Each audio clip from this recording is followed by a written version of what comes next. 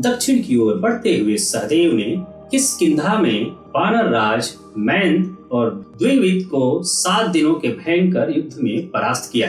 नरश्रेष्ठ सहदेव वहां से रत्नों की भेंट लेकर महेश्वती के राजा नील पर आक्रमण किया।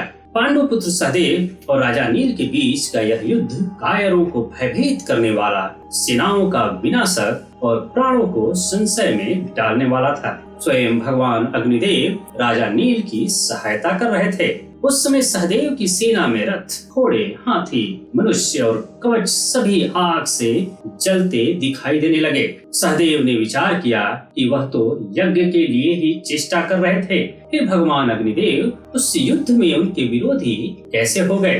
पता चला कि महेश्वती के राजा नील की पुत्री सुदर्शना का विवाह अग्निदेव से हुआ था।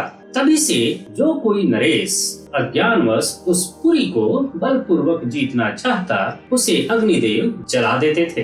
धर्मात्मा सहदेव अग्नि से प्राप्त हुई अपनी सेना को भय से पीड़ित देख पर्वत की भांति अविचल भाव से खड़े रहे, भय से कंपित नहीं हुए। उन्होंने आचमन करके पवित्र हो अग्निदेव से इस प्रकार कहा, कृष्ण वर्तमान, हमारा यह आयोजन तो आप ही के लिए है।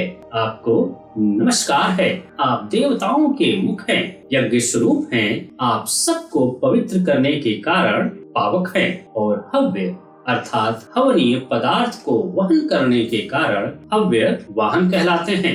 वेद आपके लिए ही जात अर्थात प्रकट हुए हैं, इसलिए आप जात वेदा हैं। आप ही चित्रभानु, सुरेश और अनल कहलाते हैं। आप सदा स्वर्ग द्वार का स्पर्श करते हैं।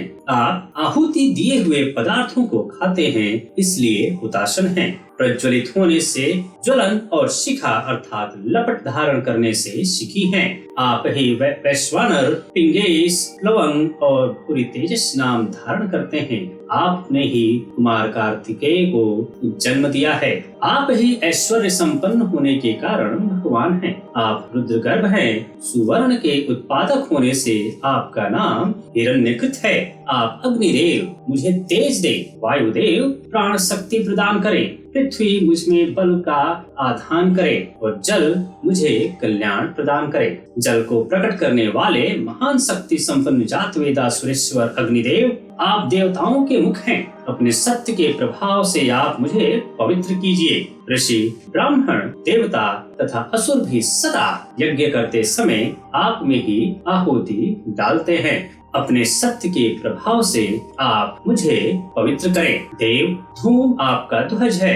आप शिखा धारण करने वाले हैं। वायु से आपका प्राकट्य हुआ है।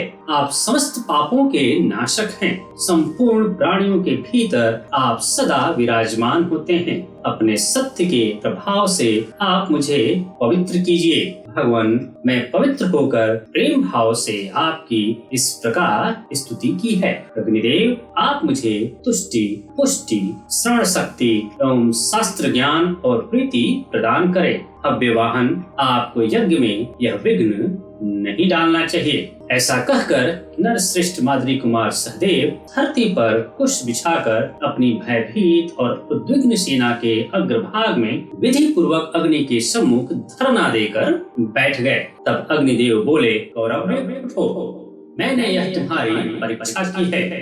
तुम्हारे और धर्मपुत्र युधिष्ठिर के संपूर्ण अभिप्राय को मैं जानता हूँ, परंतु राजा नील के कुल में जब तक उनकी वंश परंपरा चलती रहेगी तब तक मुझे इस महेश्वतीपुरी की रक्षा करनी होगी। पांडु कुमार, साथ ही मैं तुम्हारा मनोरथ भी पूर्ण करूंगा।